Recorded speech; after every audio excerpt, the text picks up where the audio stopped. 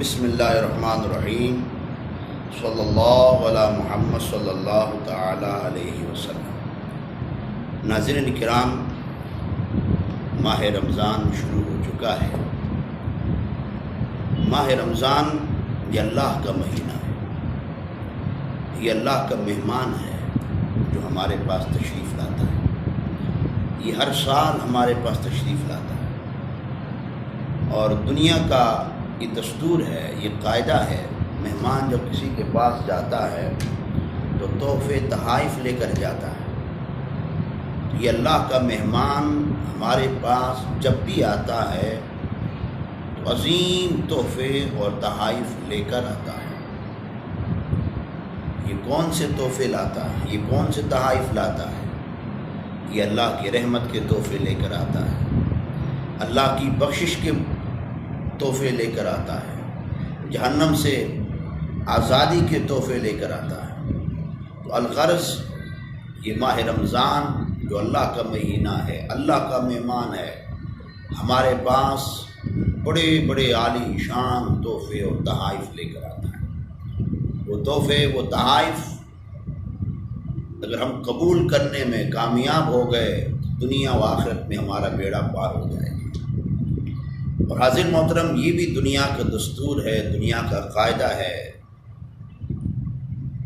جس شاندار طریقے سے مہمان کا استقبال کیا جاتا ہے، اس کا احترام کیا جاتا ہے، اس کی اعلیٰ طریقے سے مہمان نوازی کی جاتی ہے، وہ مہمان اتنا ہی زیادہ خوش ہوتا ہے اور اتنا ہی زیادہ نوازتا ہے۔ تو ہم اللہ کے اس مہمان کی جتنی زیادہ قدر کریں گے، جتنا زیادہ احترام کریں گے، یہ اللہ کا مہمان ہمیں اتنا ہی زیادہ نوازے گا۔ ہم اس کا کیا احترام کر سکتے ہیں، کیا اس کا شاندار استقبال کر سکتے ہیں؟ اس کا استقبال، اس کا احترام یہ ہے کہ اس مہینے کو اللہ رب العزت آقا علیہ الصلوۃ والسلام کے بتائے ہوئے احکامات اور طریقوں کے مطابق اپنی زندگی بسر کریں، عبادات کو بجا لائیں، سنتوں کو بجا لائیں، حرام کاموں سے بچیں، چوری چکاری سے بچیں، غیبت سے بچیں، فحاشی عریانی سے بچیں، فلمیں ڈراموں سے بچیں۔ الغرض اپنی زندگی کو قرآن اور سنت کے مطابق جتنا زیادہ بسر کریں گے، ہم اتنا ہی زیادہ اس اللہ کے مہینے کے احترام کرنے کے قابل ہو جائیں گے، احترام کر سکیں گے۔ تو خیر حاضر محترم، آج ٹاپک جو ہے ماہ رمضان کے مسائل کے حوالے سے، بہت سارے مسائل ایسے ہیں کہ جن کے حوالے سے لوگ غلط فہمی کے شکار ہیں، اور بہت سارے مسائل ایسے ہیں کہ جن سے لوگ غافل ہیں، جنہیں نہیں جانتے۔ اور روزے کے متعلق مسائل کا سیکھنا یہ لازمی ضروری ہے۔ حاضر محترم، پہلا مسئلہ جو آپ کے سامنے بیان کرنے جا رہا ہوں وہ یہ ہے کہ ہمارے ہاں بہت سارے لوگوں کے ذہنوں میں یہ غلط فہمی ہے کہ روزے کی حالت میں کسی مریض کو خون کا عطیہ کرنا یا اپنے ٹیسٹ کے لیے خون نکالنا، اس سے روزہ ٹوٹ جاتا ہے۔ یہ لوگوں کی ایک غلط فہمی ہے، لیکن حقیقت یہ ہے، درست مسئلہ یہ ہے کہ روزے کی حالت میں کسی مریض کو خون عطیہ کرنا یا ٹیسٹ کے لیے اپنا خون نکالنا، اس سے روزہ نہیں ٹوٹتا ہے۔ دوسرا مسئلہ روزے کے حوالے سے وہ یہ ہے کہ روزے کی حالت میں کان میں دوا ڈالنا یا تیل ڈالنا، اس سے بھی روزہ نہیں ٹوٹتا ہے۔ ہاں، اللہ نہ کرے کسی کے کان کا پردہ پھٹ چکا ہے اور دوا یا تیل یا کوئی اور چیز ڈالنے سے وہ چیز براہ راست رسک کر معدے تک پہنچتی ہے تو پھر روزہ ٹوٹ جائے۔ تیسرا مسئلہ یہ ہے کہ حالت روزہ میں آنکھ میں دوا ڈالنے سے، کی بات یاد رہے، آنکھ میں حالت روزہ میں دوا ڈالنے سے روزہ ٹوٹ جاتا ہے۔ کان میں ڈالنے سے نہیں ٹوٹتا، آنکھ میں ڈالنے سے ٹوٹتا ہے۔ اس کے لاجک یہ ہے، وجہ یہ ہے کہ ڈاکٹر میڈیکل کے لوگ یہ بتاتے ہیں کہ کان کا معدے کے ساتھ کوئی کنیکشن نہیں ہے،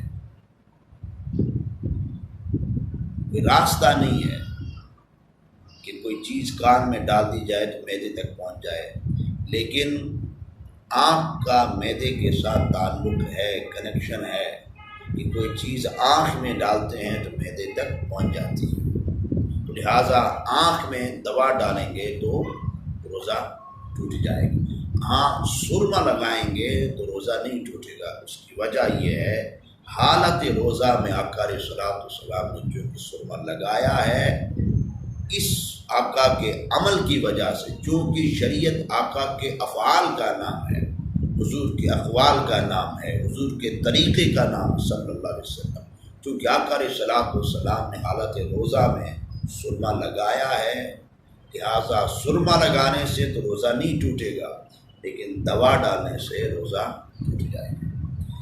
تیسرا مسئلہ وہ قے کے حوالے سے جو بہت زیادہ پوچھا جاتا ہے کہ حالت روزہ میں قے آ جائے تو کیا اس سے روزہ ٹوٹ جاتا ہے؟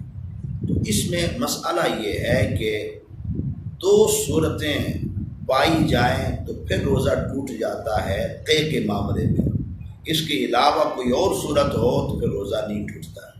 وہ دو صورتیں کیا ہے؟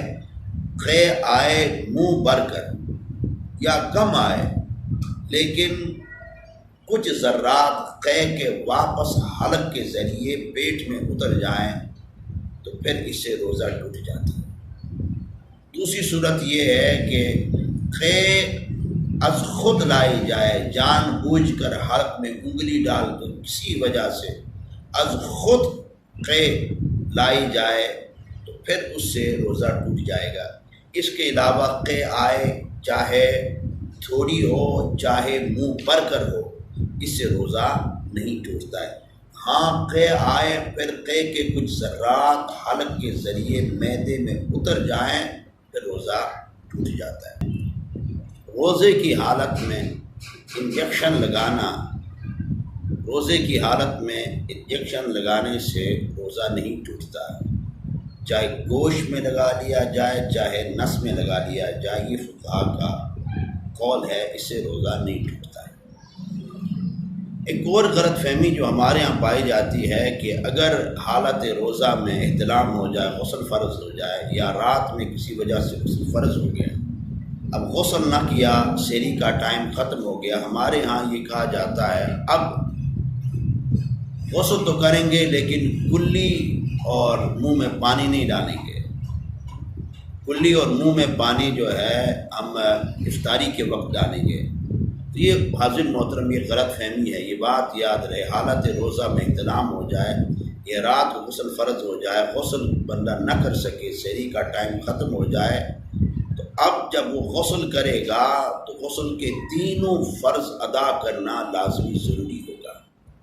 جہاں پورے بدن پر پانی بہائے گا وہیں ساتھ کلی بھی کرے گا اور ناک میں پانی بھی چڑھائے گا، ناک کے نرم حصے تک۔ اگر کلی صحیح طریقے سے نہیں کی، ناک میں پانی نہیں چڑھایا تو غسل نہیں ہوگا، انسان بے غسل ہوگا، ناپاک ہوگا، نہ نماز پڑھ سکے گا نہ اور کوئی کام کر سکے گا۔ ہاں روزے کی حالت میں کلی اور ناک میں پانی چڑھانے میں مبالغہ نہیں کرنا، کلی کے کرتے وقت گرگرا نہ کرنا، گرگرا نہیں کرنا چاہیے، لیکن منہ کے پورے حصے میں پانی کا پہنچانا یہ ضروری ہے۔ اور سانس لے کر ناک میں کلی کر ناک میں پانی چڑھاتے وقت سانس لے کر پانی زیادہ اندر نہیں کھینچنا، جس کی وجہ سے دماغ میں پانی چلا جائے گا۔ تو مقصد کیا ہے، خلاصہ کیا، خلاصہ یہ ہے حالت روزہ میں غسل جب کریں گے، غسل فرض، ناک میں بھی پانی چڑھائیں گے اور کلی بھی کریں گے لیکن گرگرا نہیں کریں گے۔ اور یہ بھی ساتھ یہ بتا دوں، یہ بھی غلط فہمی ہوتی ہے کہ حالت روزہ میں غسل فرض ہو جائے، احتلام ہو جائے تو اس سے روزہ ٹوٹ جاتا، نہیں، ایسی بات نہیں ہے۔ حالت روزہ احتلام ہو جائے تو روزہ نہیں ٹوٹتا ہے۔ اور حاضر محترم یہ بات یاد رہے، اسی طرح حالت روزہ زیر ناف بال کو صاف کرنا، ناخن کاٹنا، حجامت کروانا، اس سے بھی روزہ نہیں ٹوٹتا ہے۔ اللہ تعالی ہم سب کو صحت و عافیت کے ساتھ روزہ رکھنے کی توفیق عطا فرمائے اور اس کی جملہ برکتیں عطا فرمائے۔